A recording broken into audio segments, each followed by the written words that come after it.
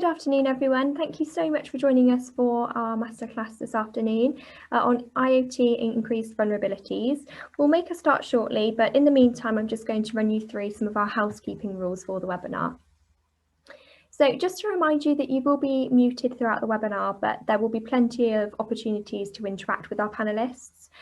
So please do ask your questions using the Q&A box at the bottom of your screen, and we'll be able to pick those questions up in between presentations, and we'll take further wider questions at the end of all the talks.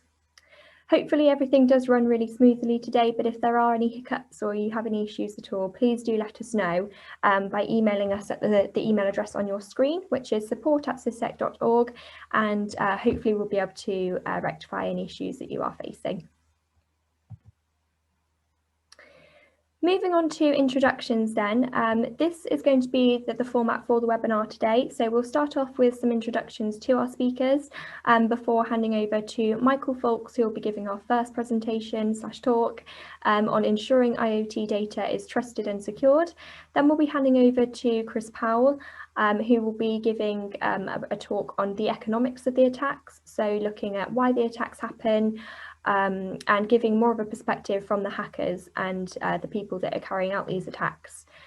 Then after that, we'll be moving on to David Rogers, MBE, who will be talking about product security in terms of the IoT standards and the legislation, which is a good place to end.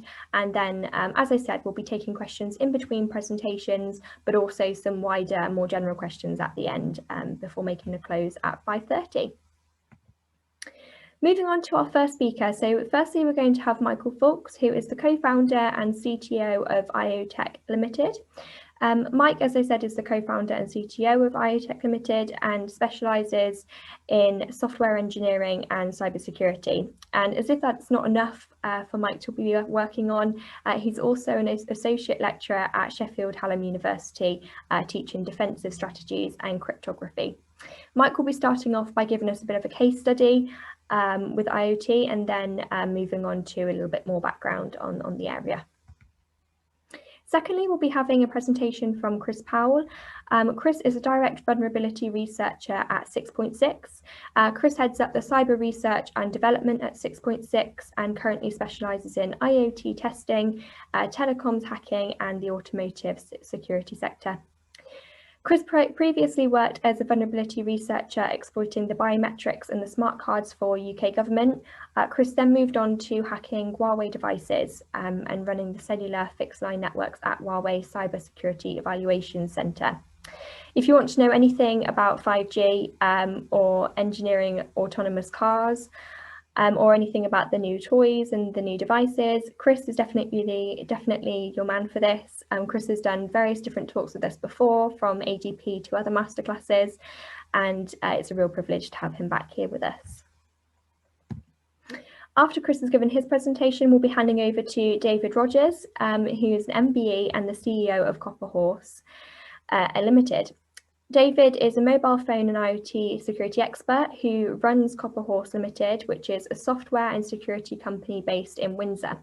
David also chairs the fraud and security group at the GSMA and also sits on the executive board of the Internet of Things Security Foundation. David also authored the UK's Code of Practice for Consumer IoT Security, and before this he was working in the semiconductor industry. David was awarded his MBE for services to cybersecurity in the Queen's Birthday Honours in 2019. So we're honoured to have him here with us today presenting on our masterclass. And without further ado, we'll kick things off by handing over to Michael Fawkes to kick us off with the first presentation on ensuring IoT data is trusted and secured. We hope you enjoy what we've got in store for you, and we'll be picking up for questions afterwards. Thanks, everyone. Good afternoon, I'm Mike Fawkes, and I'm going to talk about why it's difficult to secure IoT and what we should be doing about it. Next slide, please.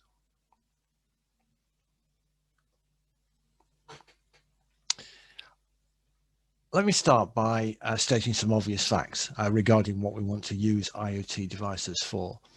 So there are two prime reasons, revenue growth and operational efficiency.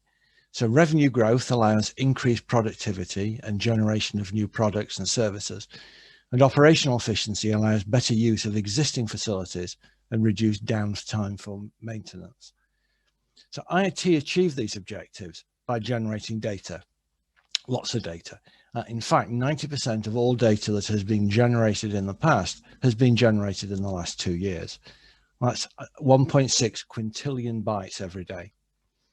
And it stands to reason that if we're going to use this data to make informed decisions, then we should also be able to trust its integrity and its authenticity, as well as being able to keep it confidential.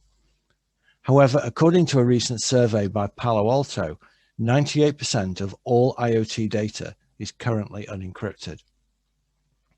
Next slide, please.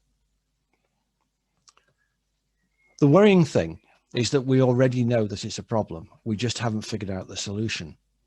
So I've come across some kind of numerous quotes regarding this, but one of my favorites is, we protected the internet from nuclear bombs, but we made it vulnerable to toasters. Although, to be honest, Arm's quote of the S in IoT stands for security is also somewhat pertinent. And as the BBC said, the threat of misuse of data is considerable. Next slide, please. So why is security for IoT so difficult? Well, it takes time, it costs money. In any case, why bother? It's not as if it's going to happen to me. And getting a budget to implement security is not always easy. How do you demonstrate something where the best outcome is that nothing happens? Next slide, please. The technical challenges to securing IoT are considerable. Many sensor devices are low cost, so are resource constrained with limited processing power, memory, and battery life, and can often only transfer limited amounts of data.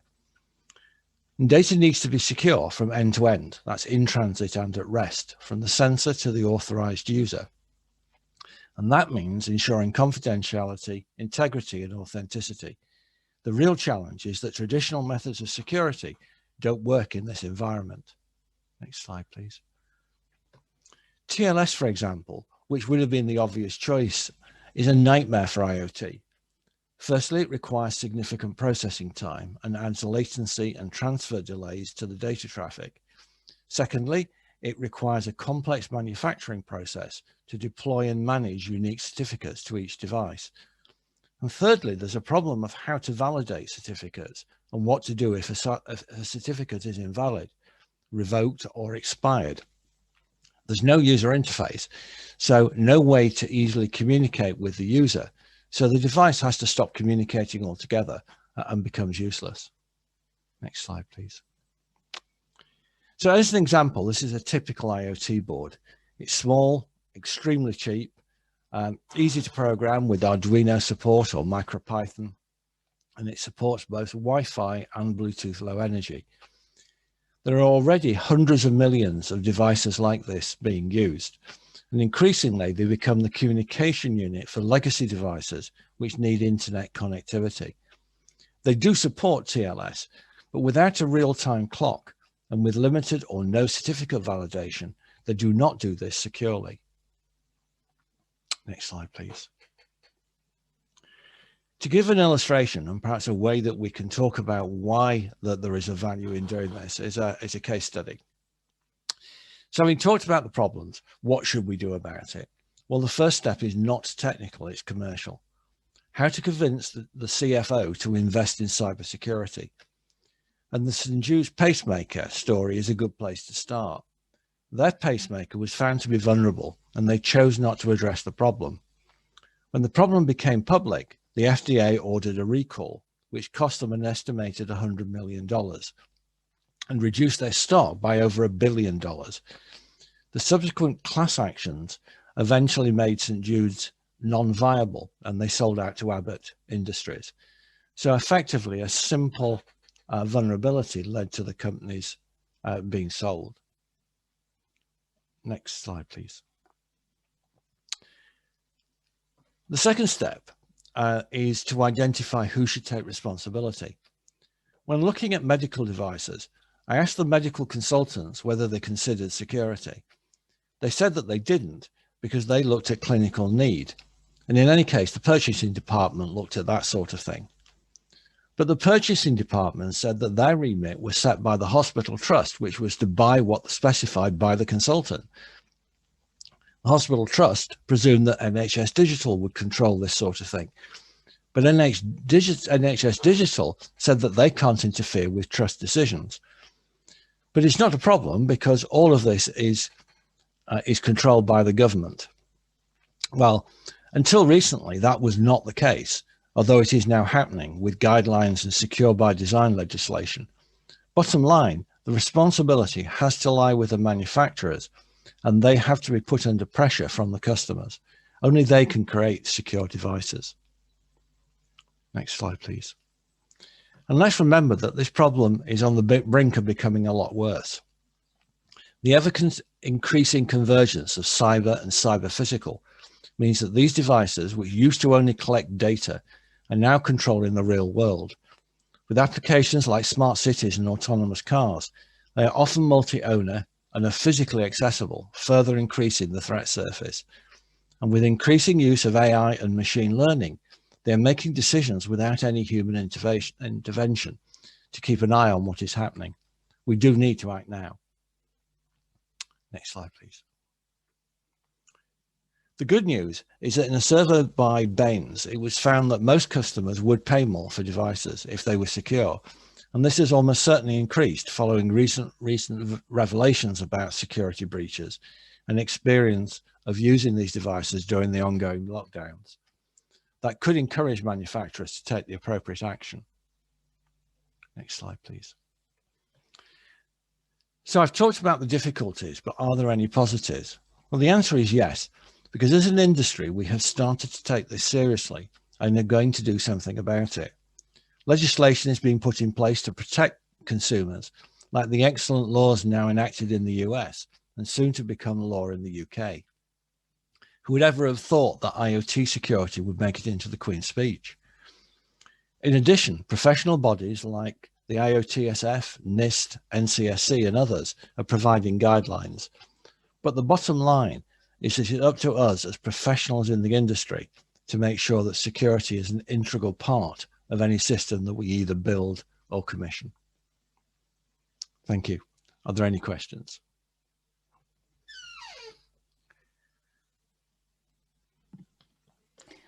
We do have a question here, and that's from a chap called Pete Addison, and he's asking, Azure and AWS have fully embedded security from the edge to the cloud for enterprise IoT, so the options are there now, but agree if referring to commodity IoT such as wearables. So more of a statement than a question, but you might want to say something to that. Yeah, I mean, certainly one of the things that we found, which is part of the thing that causes the problem, is that everybody does end-to-end security. But what they do is that they define that to what they think of as the end.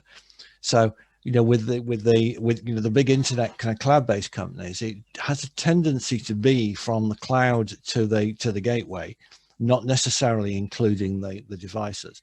There are some movements in that direction now, obviously, but the resource constrained devices don't necessarily fit with a lot of their implementation models. They're usually aiming the downloads that are available for devices which have standard operating systems or kind of easier to control, not a kind of an off-the-shelf low resource constrained device. Thanks, Mike. Actually, there's another question just coming in. Andrew Jones is asking, so what was the reason for security being low priority over the last 10 years of IoT development? Well, I think the several kind of points there. I mean, one is that people didn't consider it a threat because it's, you know, it's only a small sensor. The second is that it is really quite tricky. It's quite difficult, and you need a lot of skills across a lot of areas to be able to implement this. And a big problem is the pressure from senior management. I mean, we've all been under, you know, these circumstances where you have to do a software development, you have to get something out on time, be it a device or a web app or a website. And what people are looking for is what they can see, which is the kind of the user interface and the functionality, not necessarily the software that sits behind the scenes and is not visible. So when you're designing those, it is up to the, as I said, it's a commercial pressure from the management, from the CFO, from the CISO to look at the consequences of not incorporating secure design within a product, which is why we've had to take some measures on legislation. Great, thank you. If anybody else wants to ask some questions, and we haven't got any more for the moment, but do pop them into the Q&A. We can always go back to Mike at the end and check your questions with him then. So in order to not take up too much of the next, somebody's just put a question in as I'm saying that. We'll answer this one now, and then any others we'll answer at the end, so then we can move on to hear Chris's presentation. So Blythe Andrew is asking, how do you address legacy problems? So legacy is a really tricky issue. Now, if you have the facility to update a device, then obviously it is something that you can retrospectively apply. If not, then, and just kind of an interface has been added to kind of legacy equipment as an example, then it's a real problem. And it's still one that I think we're wrestling in.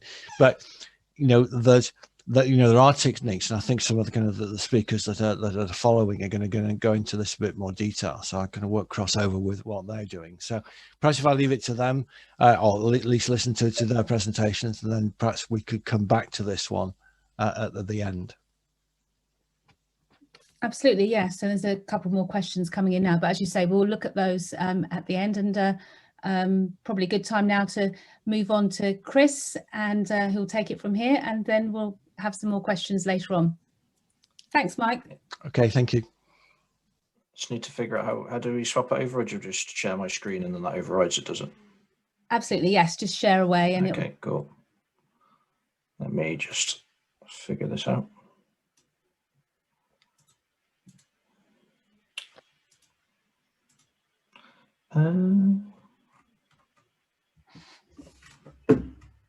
I've completely lost which one it was. Sorry, just give me 1 second trying to figure out which one I'm trying to present on. I've got it, I think. Yep. Can you see it okay? Yes, we can. Cool. Oh. So one of the biggest things people always wonder in life, and this really does come down to even malicious actors and scammers and criminals, is why do people do the things that they do? And the study of why people do the things that they do is economics. It's largely related to money, because it turns out that people care about money than most other things, and access and resources than a lot of other things in life. So this talk is discussing, as I said, why people do attacks, why IoT is a sort of up and coming landscape for many of the reasons people have mentioned before, such as legacy devices, the inability to fix things. These are very, very good and prudent points. And then I discuss a bit about why IoT is like really good as a hiding spot, and sort of what drives attackers to go after IoT, because it's probably my favorite way into networks these days. And then finally, a little bit about attackers and what they think of security policies. So, as I said, economics. Economics is the study of why people do things. And one of the biggest points I think everyone needs to learn in their lives, regardless of anything else, especially when it comes to business and money and finance, is something called opportunity cost. Now, the big explanation here is it represents the potential benefit of something that you miss out on from doing something else. This in a really simple way, you can give an example of, if I want to eat a lot of chocolate or I want to eat a lot of popcorn, I can't necessarily do those both things both at once, which means I'm going to have to give up doing something else to be able to eat chocolate, to be able to eat popcorn. When it comes to investing, and this is very much related to attackers, when I'm investing, I'm looking, if I'm given two things to invest in that cost me, or present the same amount of risk, or the identical amount of risk, and one returns more money, or one returns a higher percentage than another one, I'm always going to pick the higher percentage. And this becomes very prudent when I talk about attacks. So attackers, like everyone else, care more about money and profit than anything else. That is, it is not to be disruptive, it is not to cause a problem. Attackers almost entirely just care about making money. However they make that money is up to them, but that's pretty much their only goal from doing an attack. So back in, I would say, the 2000s or the noughties up to maybe 2015, and even still today, the main vector of people going after, or attackers going after organizations, was very much in traditional Windows environments, very much in those traditional Windows Active Directory domains. And this is kind of what an attacker would look at, much like someone that works in a business, because these things are operated like businesses. These groups do work in that way. They would just look at how much money they can gain, how much revenue they can gain, what the costs of R&D are. R&D would come down to developing malware, finding new exploits, what the expenditures are, because at the end of the day, you're either going to have to be paying yourself money to live, or you're going to have to be paying someone a salary to monitor these devices for you. And then the finally is things like, the final bit is like cost of goods sold. What does it actually mean? How much does it cost you to actually then go and build these tools, like commoditize it, and then sell them back to other people, and then use them to attack organizations? So if you take the revenue that an attacker can gain from an organization or attack, and you take off all the expenses, you're left with profit. And that is the only thing that drives attackers. It's pretty much the only thing that drives businesses. So I sure as hell guarantee it's the only thing that drives attackers. And this is what the state kind of looked like back in, I say, in the last 10, 15 years. It was very much Windows Active Directory, web applications. In fact, we've built our entire industry around only knowing Windows infrastructure and web applications, and people have sort of just forgotten about IoT. And that's because lately, IoT hasn't really been much of a threat, because it's always been easier to make money in other ways. So infrastructure attack costs now, especially with Azure, especially with the move to cloud environments like AWS, the R&D to try and figure out how to exploit those services versus what's actually gained from the attack, the R&D costs actually eats away all of the profit, and actually probably costs more money to attack an organization than they can get back. And then sort of the next bit is, this is the state of IoT. So traditionally, IoT has been, I wouldn't say a non-beneficial or non-monetary beneficial thing to attack. If people were going to go and attack your IoT cameras, or they were going to attack your DVR recorders or your children's toys, there wasn't traditionally much profit in it doing it. But as IoT devices are becoming more and more ubiquitous, as the skills of the attackers are becoming enhanced and focusing on IoT, the R&D costs based on things like economies of scale have now reduced to the point where there's actually profit to be made by attacking IoT. So there's less and less profit every day in the realms of traditional Active Directory environments, traditional cloud environments, and more profit to be made in IoT attack costs. So this is the biggest problem that IoT faces, is it's actually more profitable to attack IoT devices, and will become more profitable over the next 10, 15 years, than it will be to attack traditional devices. And that is it, right? Like this is the problem that attackers care about. If you can make it that attackers will have to pay more money to access your organization or exploit you as an individual than they will gain back, you've solved security. You've solved pretty much every type of security that's existed, because now it's not worth doing it. And this is the precipice that we're always trying to fight, we're always trying to remain on. Now, I'm not saying it's a simple solution, right? Just make it more expensive. But simple solutions and easy solutions are seldom the same thing. It's just incredibly difficult to maintain. And that brings me on to, why is IoT a lot easier to attack? One of my best things about IoT devices, I say to people, is sort of from the perspective of the defender. Now, whenever we have normal Windows operating systems or Linux servers or Windows servers, we have antivirus tools installed by default. We have solutions, and people trying to sell us solutions for these things all over the place.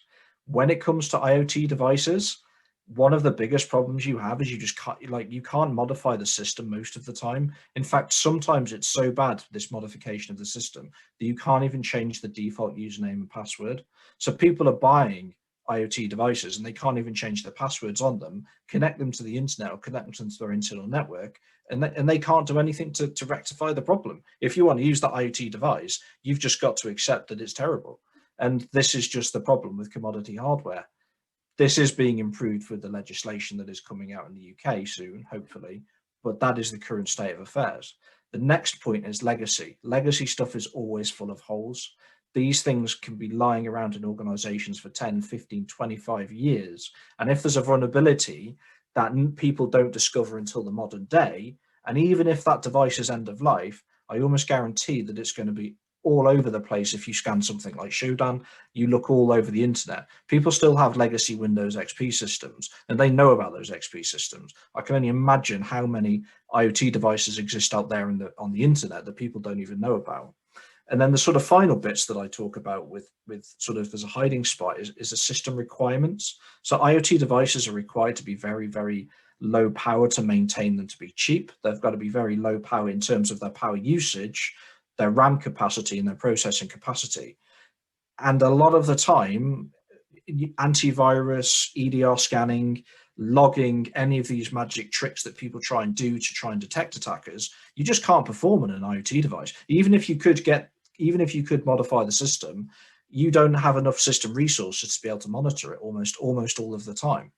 And then the final bit is like really weird architecture. So IoT devices don't often use x86 very typical processors we find in normal devices, because they're just not designed for that type of thing. X86 and Intel uses too much power. ARM, MIPS, PowerPC are very ubiquitous. And I've used an example here. So in the bottom right, I've displayed the system requirements for Splunk. So the system requirements for Splunk is you need at least a 1.3 gigahertz processor minimum. But this processor, which is a very widely used IoT processor, only has a 1.2 gigahertz core on one of its systems, and on the other, where it would have to run this software, it's only 300 megahertz. Splunk is only built for Intel, PowerPC, and Spark, but this IoT device only uses MIPS. Not to mention that all of the different types of kernel versions, the different types of libraries, just haven't been built. It would be billions upon billions of combinations for antivirus vendors or people like Splunk or EDR manufacturers or software developers to be able to actually create that many combinations of software and then upload them on the device. And the final bit is, because these things are so resource constrained, the binaries have to remain very, very small. You can't just put huge EDR antivirus databases on these devices. So I've got this device you probably don't know exists in your network, probably has default credentials you can't change. Even if it is, it's probably legacy and full of holes. It's definitely not got any EDR or antivirus on it, and you're probably not monitoring it because you don't know it's there. It is like the perfect storm for an attacker to take over, so long as that R&D cost for being able to develop malware for these devices is reduced to a point where it makes it viable to attack it. And that's the problem IoT faces. And then sort of the final bit I wanted to talk about is just attackers and their views on IT security policies. So I've now worked in my career for maybe like 14 years in offensive security. Attackers are highly opportunistic. And I say to people, if the thing I'm going after ain't bolted to the floor, I'm going to steal it. Like, I don't care what it is. If I see an opportunity, I'll go after it. You can have 99% of your devices be 100% secure. I don't care. I'm just going after the 1%.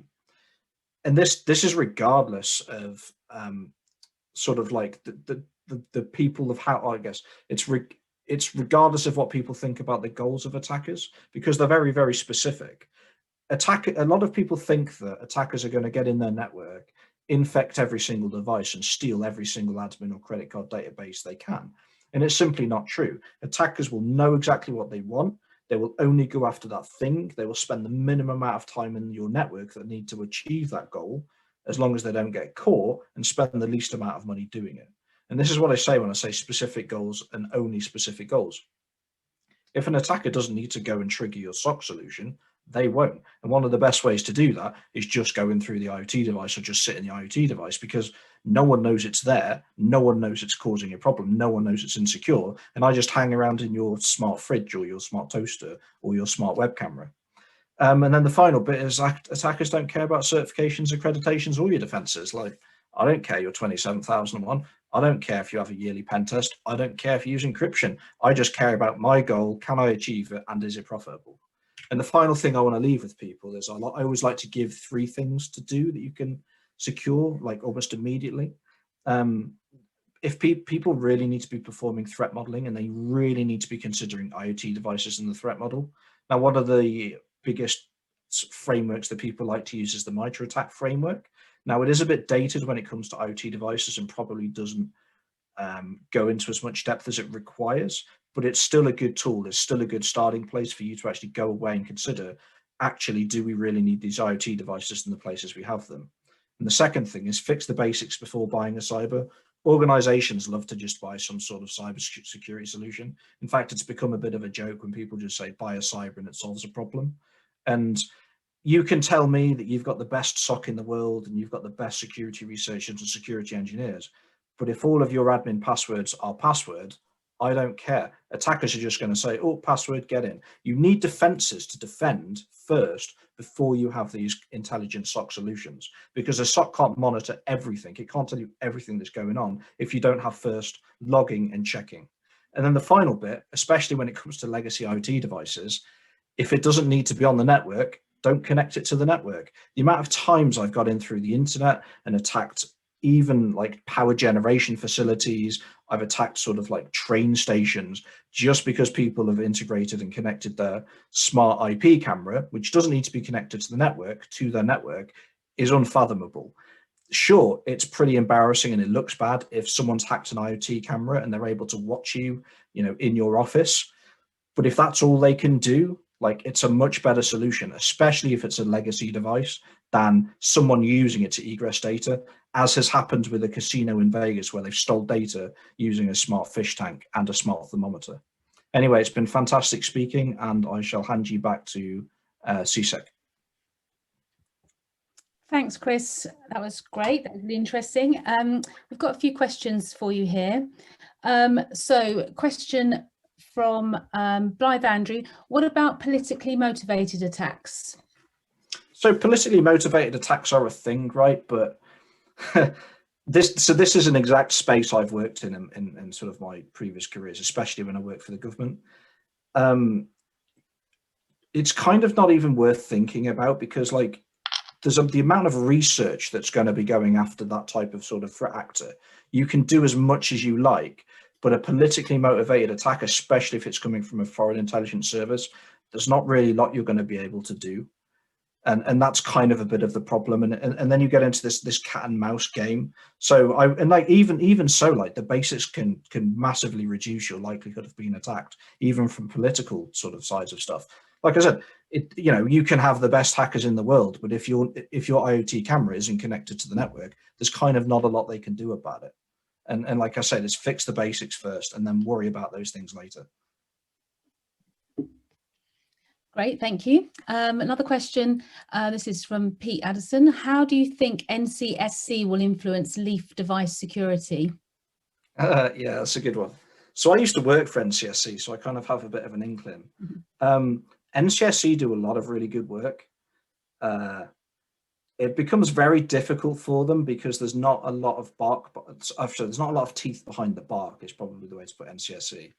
In fact, they were really the first ones that started pushing this idea of these new standards, these like top 10 things we need to get people to fix stuff. And when it comes to IoT devices, especially stuff on like the peripheral, they can say as much as they want, but unless the rest of government backs them up, and we are seeing that, right? We are seeing evidence of people like DCMS getting involved and publishing these standards. And I think the standards are really, really good, but I'll leave David to talk about that. But NCSC can only influence what they can influence, and it's really up to the rest of the society to listen, is what I'll put there. Okay, thank you. We'll do one more question before we move on to David. Don't want to keep him waiting. So Andrew Kirsch is asking, the government is making policy headway with its 21st April 2021 regulating consumer smart product cybersecurity call for views. While it's all we have, do you think it's enough? I want to leave this to David mainly, but I will answer it quickly. Like, So you've got this problem, right? Like if the government's going to tell people they have to do something, then the standards can't be that strict. They can't, like, yes, you need to get people in, like, to be better than where they were before, but the standards can't be everything needs to be locked down, 5,000 quantum, quantum resistant encryption. It is adding like a basic fundamental security measure that we need. But I want to leave that one to David, because he's going to go into the sort of legislation as well. If that's okay with you, David? Yeah, that's good. Yeah. Cool. Thank you. Okay, great. We'll leave that one till the end. We'll come back, revisit that. So we'll hand over to David now. And David, if you'd like to share your screen, and then over to you. Thanks a lot. And really great to be going last, actually, and hear the other speakers' points of views on this, and the great questions that have come in. So yeah, some context, I guess. Maybe I have a less cynical view of NCSC than Chris does, but the UK is really leading the world on this topic, and there's no two ways about it. We've sort of stood up and said that this needs sorting out, and over the past, I would say, probably 10 years, in some senses, we've been doing a lot of work in terms of increasing the need for security by design, and putting the focus more on the manufacturing end of the spectrum, rather than all on users saying, you chose the wrong password, that was very naughty, you should do better next time. It's ridiculous. Users expect to buy products, reasonably expect to buy products that don't harm them and that are secure when they use them. And they've been failed repeatedly over the years. There are countless examples. I've got lots of boxes of insecure products, from Cloud Pets through to Barbie, through to various webcams, insecure plugs. All of these things potentially could cause serious harm, and in some cases have. In some of those cases, the companies don't exist before, as Michael said at the start. So, it's quite clear that there is market failure, and that's where really the regulators want to step in. And this isn't a unique problem to the UK. It's a problem that we share all around the world. And I think this has been one of the benefits of working on this topic right now, is because every country has this concern. Every country wants to protect their citizens from harm. And it's got to the point now where, with the growth of the Internet of Things, there are very many things that are connected that could cause harm, either to individuals or to the economy of a country, or that could cause real physical consequences. And when we talk about cyber physical, here we really are. And so, many things now that I have connected, for example, can actuate things. They can actually physically move things.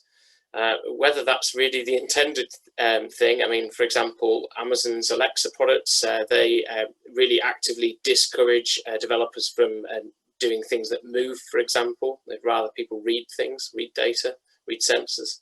But it's very easy for me to create my own product that I can control over Alexa, that will physically move something. So that's the context of where we are. We've had a couple of big issues in relation to IoT, and I guess we're also kind of lumping routers into that now as well. I think there's a much greater increased awareness, and people talked about legacy. Routers are a lot of legacy there that it's the primary entry point to most people's homes, but we haven't really been doing anything about it and paying attention to it.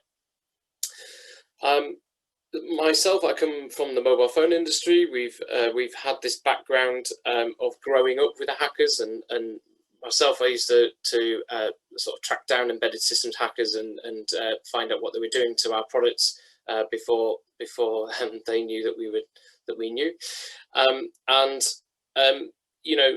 Those people came from the car radio hacking industry in the 90s, moved into mobile phones as we started to put SIM locks and so on, and then gradually, as that scene moved into the jailbreaking and routing scene, and then as we've hardened the mobile product over very many years, and it is a very hard target now, that low-hanging fruit that Chris talked about, People just go for the easiest thing. There's all this stuff out there that is easily discoverable, has tons of legacy protocols in there, Telnet being the most obvious one that's open on port 23, lots of use of default passwords, never get firmware updates. There's a whole long list of things that we know about. And actually, you know, people do want to talk about post-quantum cryptography because it's sexy. They don't want to talk about the elephant in the room, which is admin. And I can ask anybody on the street and go, you know, can you tell me what a default password is? And they'll tell you, and that's a crazy situation. So back to our users, well, yeah, they think they're buying this shiny product and they've got this really, really shoddy thing that's half built. And I lay the blame of this at one particular book, which is The Lean Startup. And the author of that book basically says, ship crap. I've got to be careful how I say that. But you know, you should not be shipping an unfinished product, but that's actually what's happening. And particularly when it comes to hardware, that can create really serious issues. So you can get away with it if your piece of software is on a website and you can regularly update it. But when those things are on physical devices, it's much harder to update. But if you ship that product and then you never give the customer a firmware update, that's a massive dereliction of duty. If that product is something that affects someone's safety or their security, that's even worse. And nobody was doing anything about it until now. The other thing as well, so this is something that we run on behalf of the IoT Security Foundation, is that over the past 20 years, the security research community has been really hammering on the door of companies going, you know, responsibly saying, look, you've got a problem, you need to fix it. But most companies have either got the lawyers involved, just ignored people, or threatened to get the police for computer misuse or whatever. Thankfully, that situation has turned around massively. We have an ISO specification. It is standard best practice to have what's called a coordinated vulnerability disclosure scheme. But sadly, you know, the IoT industry is quite lagging behind in this. And what we do every year, we keep track of this to see what the situation is really like. And we're looking at hundreds of companies, thousands of products. It's quite worrying, as somebody pointed out to me, that pet care has a better situation than home security when it comes to CVD. But the situation is about 1 in 5 of the companies that we looked at have any form of way of security researchers to contact them. And I kind of call these insecurity canaries, because it's very difficult to easily measure how a company's doing on security. But you can see where there are points where they're not doing stuff. And this is industry best practice.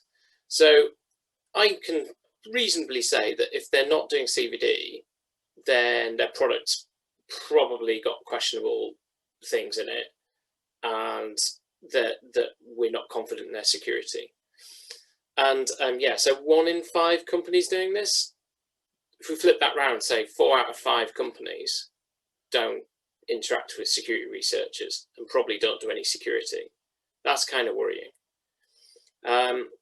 So yeah, that's also just looking at brands that are sold in major retailers.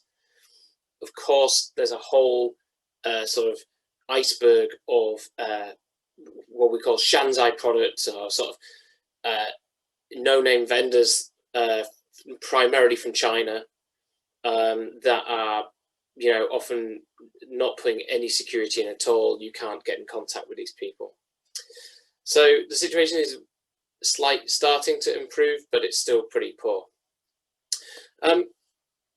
Both of the speakers mentioned about IoT standards and the origin. So I'm the author of the UK's Code of Practice on IoT security, which is now a international standard, which I'll talk about in a minute. But as I said, this was not born from zero. It was born from the mobile phone industry, really, and the work that we've done there, the work that we've done to build hardware security foundations right across the industry. And then on top of that, there were already multiple recommendations on IoT security, and they were broadly saying the same things. This is a site called IoT Security Mapping that we run on behalf of DCMS, the UK government. And we track the state of those IoT standards against the code of practice to see whether we were in the right area. And so, you know, all these different organizations, including IETF and ETSI and GSMA, you know, we're standing on the shoulders of giants already. And it's not like we're kind of inventing something new here. And I think that's what the power of this is, that we know what we need to do. Sometimes regulators will come at a problem and with a blank piece of paper.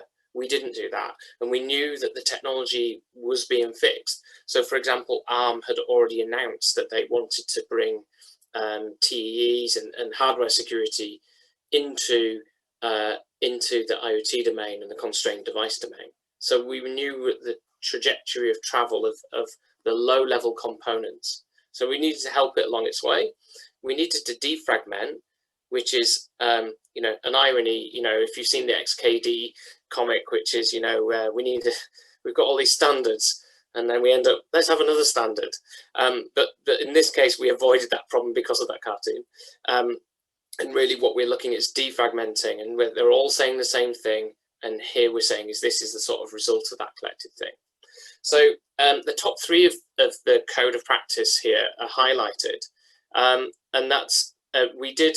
I worked closely with NCSC on this and that ICO and others, and really it is a priority order, and we did think that getting rid of default passwords was our priority, but we also felt those top three things were the biggest amount of impact that we could create. And then when we've come to the legislative side in the UK, what we've done there is that we've taken those top three and we're looking to put them into legislation. So as was mentioned earlier in the Queen's speech, that there will be this product security and telecoms infrastructure bill this year, and a lot of preparation's gone into that. But the key thing for me is actually what's going on, what are industry actually implementing? And so what the UK did, which is good, was they took that code of practice, they brought it to ETSI. They not only made it an ETSI technical standard, they made it an EN, so a European norm. So we have a European standard, which has been endorsed by the European Commission. It's also been endorsed by other countries, Australia, Singapore, Finland, you know, all around the world. It's referenced in work being done by the United States. And really, you know, again, UK is leading the way here. So this is published. It's been published for a long time, and companies are already starting to adhere to that. Yesterday, the draft test specification was published by ETSI, so you can go and have a look at that. And it's all public. So a lot of these standards are not public. You have to pay for them, not in the case of ETSI. So it's a really good win. And I do hope that the legislation will be strongly anchored in this. So in the next legislative period, you'll start to see this come to Parliament. And as I say, it's been bundled in with a telecoms infrastructure bill, so there'll be a lot more in there. And we'll be focusing on those top three things. I think actually on the software updates one, we're not seeking to mandate, you know, 2 years of software updates or whatever. Actually, we're looking for transparency. So the consumer drives this. If the product vendor says that they're giving no software updates at all, that's probably going to drive a purchase decision, and they have to be absolutely transparent about that. And so that gives vendors as well the flexibility in the market to decide how long is long enough, which is a general interesting question for IoT. So we've tried to be quite pragmatic about it, and we continue to obviously consult industry and the security research community particularly. And the UK is not just standing alone. I mentioned Australia already. They have adopted a very similar code of practice. Japan, the US, individual states in the US are taking action, Oregon, California, on IoT. And again, it's a common problem that we all share.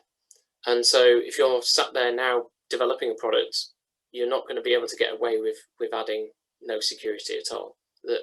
There's a lot of scrutiny coming, part of that's linked to the EU Cybersecurity Act and compliance and so on.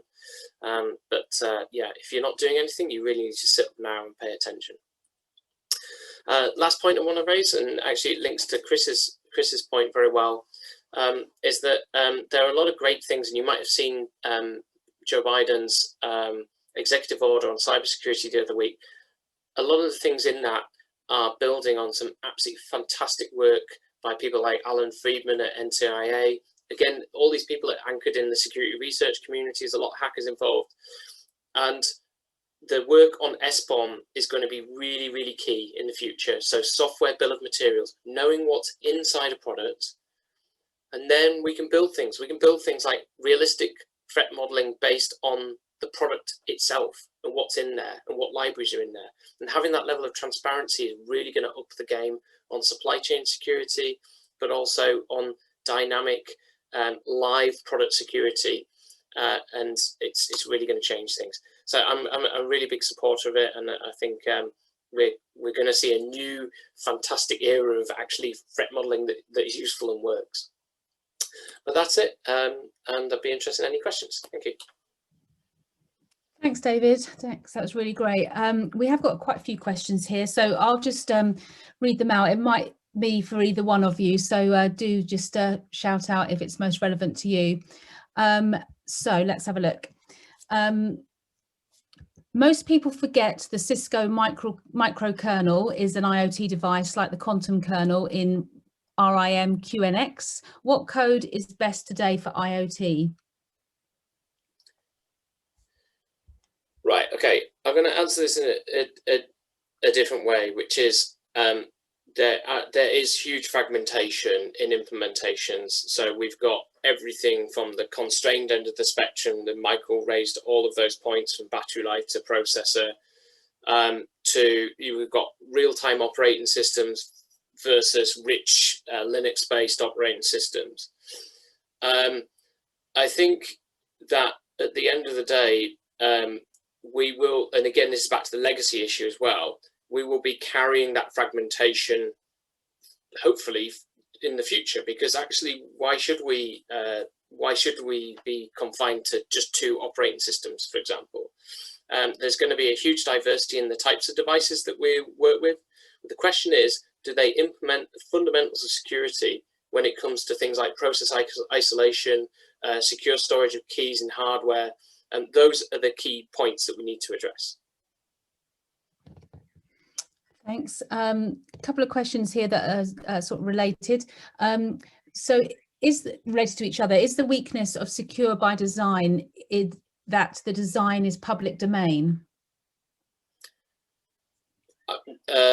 Not necessarily. I mean, you know, as a security researcher, any information I can get, and Chris will tell you as well, you know, anything you can get is great. You know, it helps you along the way. And all that's doing is reducing the time, by the way, because eventually I will get there. It's just how quickly I can get there.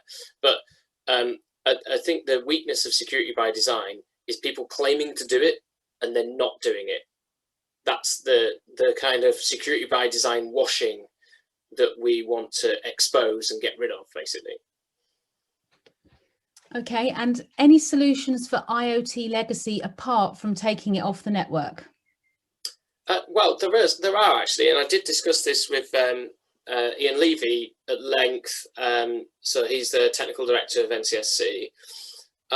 So, you know, one of the problems that we've got is, many of the problems that we've got, right? For example, with legacy is that, you know, are you going to put, for example, older people or vulnerable people at risk by chopping stuff off the network? You don't want to do that. Do you want to basically cut off a device that somebody has been using and has paid a lot of good money for? Probably not.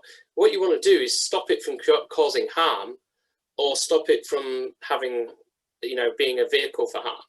So there are other methods of containment strategies that you could use to potentially operate insecure devices and continue to run that legacy infrastructure potentially, but where it's segregated and where it's not able to cause harm. At least you know where it is. So there are different techniques you could use that don't involve just turning it all off. Okay, and jumping back to that question from earlier about the government policy regulating consumer smart product cybersecurity, whilst it's all we have, do you think it's enough?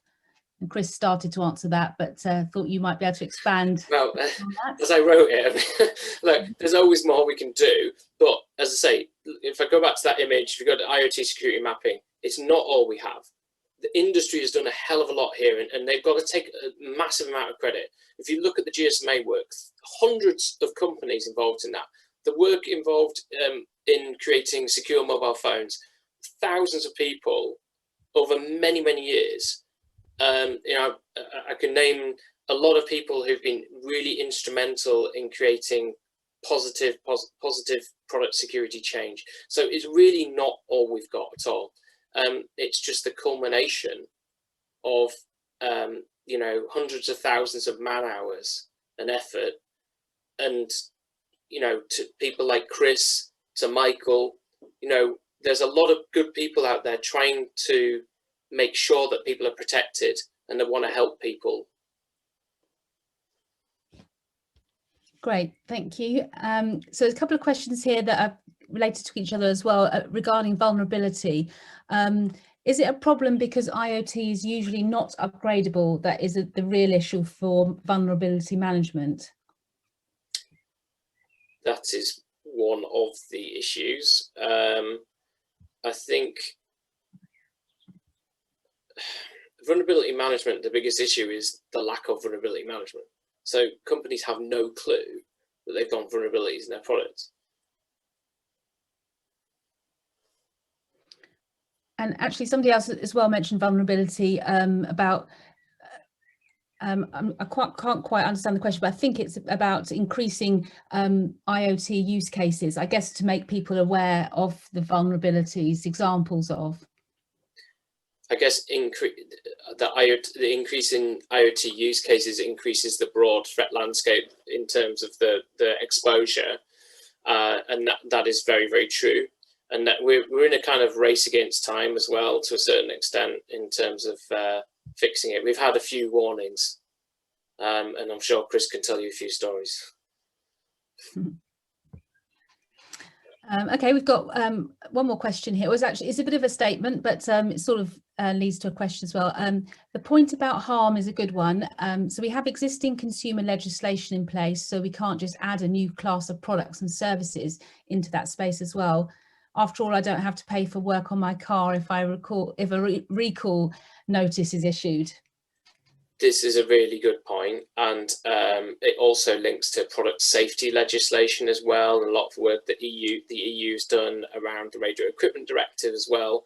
So, and I mentioned the Cybersecurity Act as well. So there's a lot of things that are coming through, either revised legislation that requires, for example, updates for products outside of the cybersecurity aspect. So yeah, I think the use of existing legislation in other areas you will see that more and more. I think this particular domain is somewhat unique right now, and I support them addressing this in this way. And obviously people will have seen that the public call for views also seeks to look at how we would regulate that. And there have been many different ideas about who should do that, from trading standards through to, other agencies and so on. And somebody's just asked a question, actually, obviously following on from you answering. Can legacy issues not be minimised by improving router features and more user-friendly access to the routers? Yes. Yeah, I fully support that. I think that this is an area that is ripe for innovation, and I don't know. I feel that the market isn't working very well. That's my personal view. A lot of people get their routers for free from the ISPs, and so there's no real motivation for innovation in that space. But clearly, that if you look around, there's some fantastic products that you can get if you're prepared to pay the money. And there could be some really great features that encompass this fully connected home that could really help to protect people. And yeah, you know, if people are thinking about that, there's some great products you could create. Great. Just wondering, we've gone through all of our questions, but just to, in case Michael or Chris, you wanted to add anything to any of those, any extras you've thought of? No, I'm okay. No, I think I just agree with what David was saying, is that, you know, that the legislation may not be perfect and it may not have everything in it, but it's a great start, and you've got to start somewhere. I think Chris mentioned it as well. You know, you can't just legislate that everything should be secure. You've got to give people a starting point, and I think, you know, as long as we continue to build on it, then hopefully long term we can come up with at least some solutions to this problem. I'd like to say that, like, my entire life I've always been like an incredibly hostile person, because that's just the nature of the job, right? Like, you're always trying to get the best of people. And when I read the legislation, I was just like, oh yeah, there's going to be something. I actually really liked it. I thought the legislation and the standards were just completely correct, and I thought they were very sensible. I thought what NCSC did was also very sensible, and I think it's a very good start. And I completely agree that we are probably the best in the world at this, or at least leading the world at doing this at the moment. Perfect, thank you. So as I mentioned, that's all the questions, but if anybody wants to quickly ask a question now, we can always send around the answers to those afterwards. But I'll just hand back to Sophie, who will wrap up today's session. Thank you, you guys. It's really interesting discussions there. Thank you, Shona. And yeah, just to reiterate what Shona said, thank you so much to all of our panelists for being with us today, and also to everyone who's attended and stayed with us until the end. We hope you found the event really useful. Just to let you know, we will be following up with a bit of a write-up as well in our next Pulse magazine, so please do keep your eyes peeled for that too, for a little bit more follow-up. And as Shona said, if you have any further questions, please do send those in to us, and we can always ask our panelists if they have anything to respond to that with. Just to also let you know, the masterclass has been recorded and will be uploaded to our SysSec members area for SysSec members to watch on catch up. If you aren't yet a member of SysSec, but you'd like to be, then please do head over to our website for more information. We'd love to see you join SysSec and to attend more of our events. We do run these webinars regularly in the form of masterclasses, but we also run our innovation webinars and our diversity and inclusion webinars. And our next event is next week on the 16th of June, which is our West Midlands branch masterclass focusing on cyber violence. So if you'd like to sign up to that event, you can do so on our website or via the LinkedIn event page if that's easier for you. Another huge event that's coming up is our SysSec Live event, which is on the 15th and 16th of September, and will be run virtually, but it will be very interactive. We have a range of different talks and panelist discussions in store, with various other different ways to interact with the speakers and the exhibitors there. And the talks include presentations from Bruce Schneier, Phil Venables and Chris Quebecer, and we are releasing more details on the other speakers that we have confirmed very shortly, so please do look out on our social media and on the website for more information. In the meantime, if you do have chance afterwards just to take 2 minutes to complete our short survey, then please do. We'd love to hear any feedback that you have, any thoughts or comments on other masterclass themes that you'd like to see in the future. Please do let us know. But otherwise, we'll let you have your evening back, and we hope to see you on the next one. Thanks everybody for joining.